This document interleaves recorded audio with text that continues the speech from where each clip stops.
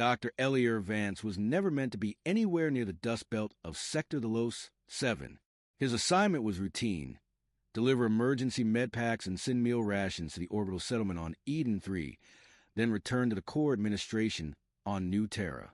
That was the plan, until chaos bled through the static.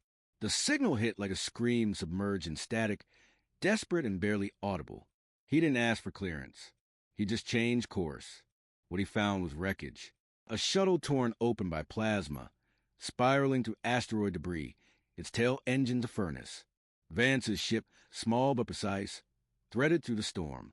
He locked onto an escape pod with almost no power left, reeled it in with the magnetic clamps, and pulled away just as the broken shuttle behind it disintegrated into light and dust. Inside the pod was a being, humanoid but not human. Her features were too symmetrical, her skin almost fluid in its shine, catching the emergency lights like moving glass. Hair like strands of living crystal glowed dimly around her face. She wasn't awake, and her breathing was erratic. When Vance scanned her, the readout confirmed spinal damage. Her lower body wasn't responding. He carried her to medbay, carefully, like holding something valuable the universe had tried to throw away. 30 hours passed before she opened her eyes. The room was cold steel and dim blue LEDs. Monitors pulsed steadily. Her eyes, narrow and silver, reflecting more than they gave, locked onto his. "I survived," she said. Her voice translated through a neural patch Vance had placed at her temple. "For now," he replied. "Your pod didn't make it. But you're here. My legs, they don't move." She tried to sit up, but clenched her jaw in pain. "They might heal," he said, "depending on what we're up against." She was quiet for a moment. Then, with a calm that felt more practiced and natural, she whispered, "You shouldn't have rescued me." "Why?" "Because my father won't want me returned." He didn't press. She didn't explain. By the third day, she was talking. Really talking. "I'm Kaliri's," she said, "daughter of the high ascendant of Arvintel." Vance raised a brow. He'd heard the name. Arvintel was one of those dynasties, so old their family tree looked more like a history of celestial phenomena than a bloodline. "My father's name is Tyro Voxen," she added, flat, like it was just data to record. "Does he know you're alive?" "No, and I don't think he cares to." "You think your life doesn't matter?" "To him?" She gave a small, humorless smile. "It's a complication he'd rather erase." He leaned in, forearms resting on her cot. "You're speaking to me.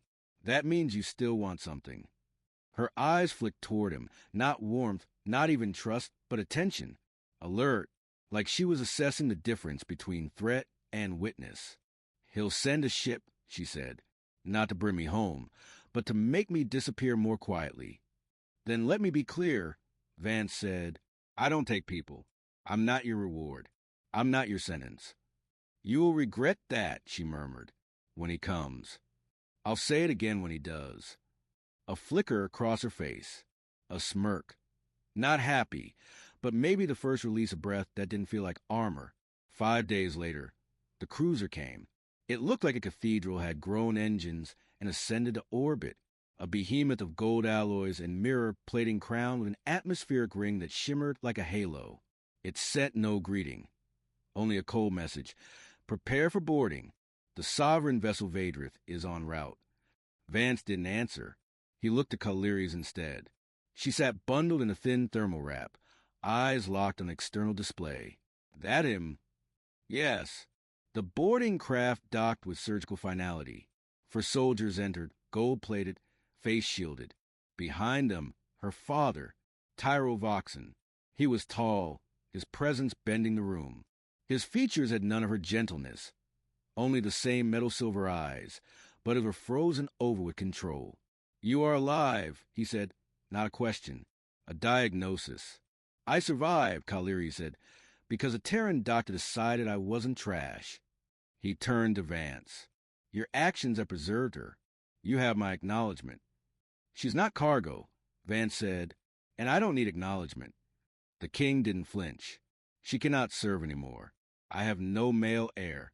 The council demands her visibility, but I cannot parade weakness. So I offer her to you, a gesture of thanks." Kaliri's face went blank. She is not a trophy, Vance said, and I won't play your politics. You refuse my gift? I refuse you. There was no outburst, just a nod. Voxen turned and walked out. No demands. No fight. Just a quiet void where his daughter used to be. The cruiser undocked. Vance stood by the viewport, watching the gods retreat. They never came to bring me back, she said, just to be done with me. I figured, he said, but it still hurts. He didn't try to fix it. He just sat beside her and handed her a warm pack for her hands. In the days that followed, Kaliri stayed. The ship became a home, not just a vessel. Vance moved her from the medbay to a private room beside the engine core warmer, with a wide window facing the stars. She learned to move from her cot to her chair on her own, learned the control system for air and heat, helped clean tools, quiet victories. One evening, she slid into the co-pilot's seat without a word and stared out at the void. Why haven't you asked if I want to leave? She asked. I figured if you did, you'd tell me. I don't have anywhere else. That's not the same as wanting to stay. She was quiet. Then what if I do? Then stay. Her hand settled gently on the console between them. A small gesture. Vance placed his hand beside hers. Not on it. Just near. I don't know who I'm becoming, she said. That's the best part, he answered. That night, as warning sirens screamed across the hull, they knew something had changed. A rogue Aurelian beacon pierced the ship's field. No name, no identity, just one brutal message. You stole the king's offering. We are here to reclaim it. 2 ships, fast modified. No diplomacy, just weapons. They chased through a dust belt. Vance, a war-trained pilot, flew like he was dancing with death. One ship got too close. He dropped a coolant flare and watched it explode. The second was smarter, biding time. Kaliri's tapped into the comms. Who flies under my father's name? She asked. The reply came, I am Rethan his blade. She didn't hesitate. Then tell him. The daughter he disowned now speaks with fire, and the man he tried to shame stands beside her with honor. Rethan turned and fled. Vance stared at her, not as a patient, not even a partner, but something burning and alive. The galaxy would whisper soon. About the princess who refused to die. About the man who didn't keep her, just stayed close enough in case she chose to fly. They charted a course to neutral territory, a space station where courts had no dominion. There, Kaliri's took the podium. I was discarded, she said, because I became inconvenient, because I couldn't stand on legs they thought made me worthy. But I survived, and I speak now not for a throne, but for anyone who's been silenced. I'm not a story to be rewritten. I'm not a prize to be offered. I am mine. The room didn't applaud, but no one dared interrupt.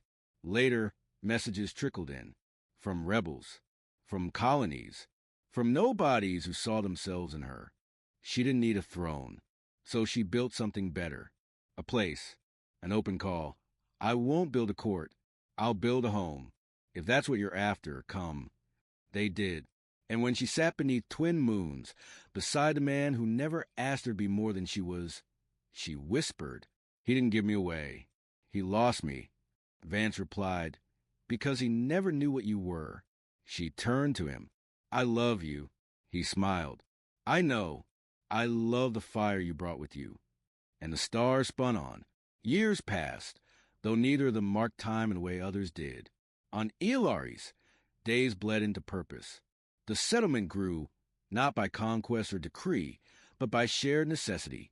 What started as scattered exiles became a living, breathing refuge, an ecosystem of second chances. They came not because Kaliri's promised salvation, but because she didn't pretend to offer it. She offered only honesty, the kind that came from losing everything and learning to stand, not on legs, but on will. There were no statues built in her image, no sermons written in her name. That was by design. The community was not founded on worship. It was built on work. Work to unlearn, to rebuild, to reclaim. And though Kaliri's led, she never ruled. Her authority wasn't taken. It was trusted, Children born on Elaris would one day learn the names of stars before the names of kings. They would ask who Kaliris was, and their teachers would say she was someone who remembered pain but didn't let it shape her future. She built something out of what others threw away. Not just a home, but a way forward. Nathan remained beside her, not as the medic who had saved her, but as the man who stayed when others left. He was the steady hum in the background of her fire, the calm to her defiance. And when she faltered, as everyone does, he was simply there, holding space, not answers. Sometimes envoys would still arrive, courtiers from old worlds, reporters from galactic hubs, emissaries who couldn't believe the rumors of a princess turned builder. They'd come expecting tragedy, scandal, spectacle. But what they found was quiet industry. A woman seated beside a generator, sleeves rolled up, teaching a boy how to bypass a corroded relay.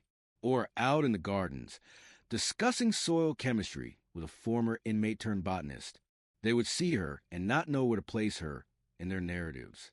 And so many left confused, uncertain, because power without hierarchy was harder to understand than power without mercy. Kaliris never went back to the palaces of Arventel. She never stood before her father again. She didn't need to. She had already dismantled his legacy, not with war, but with the one thing tyrants fear most, relevance without their blessing. One evening, as the twin moons rose again, she looked out over the ridge and saw a girl no older than 10 maneuvering a mobility exosuit she designed herself, laughing, untouched by shame. And in that moment, Kaliris realized something simple and final. She had become not a legend. She had become a mirror, proof that broken doesn't mean discarded. That paralyzed doesn't mean powerless. That exile doesn't mean ending. She had built a world where the unwanted could want again. And in that world, in the quiet, under a sky too vast for crowns, she was finally free. And in that world, in the quiet, under a sky too vast for crowns, she was finally free. But freedom, she learned, wasn't a finish line. It was a rhythm. Some days it came easily, a good harvest, a successful repair, the sound of laughter echoing through biodome corridors. Other days, it arrived only after sweat and silence, and holding the line against the ghosts of who she used to be. There were still nights when the memories crept in of cold throne rooms, of father-shaped absences, a betrayal dressed in silk. But they passed, because now, when she dreamed of the greenhouse expansion, of teaching a child to speak 3 trade dialects, of designing modular braces with reactive alloys. She dreamed of tomorrow, not escape. Nathan once told her that building something was a rebellion in itself. She hadn't understood him then. Now, watching the community she helped grow light up in the fading dusk, she knew exactly what he meant. She wasn't rebuilding a legacy. She was cultivating something far more dangerous to the old order, hope. And maybe, just maybe, the stars above Elaris would one day whisper her name not in fear, not in reverence, but in gratitude. Kaliris, builder, fireborn, chosen.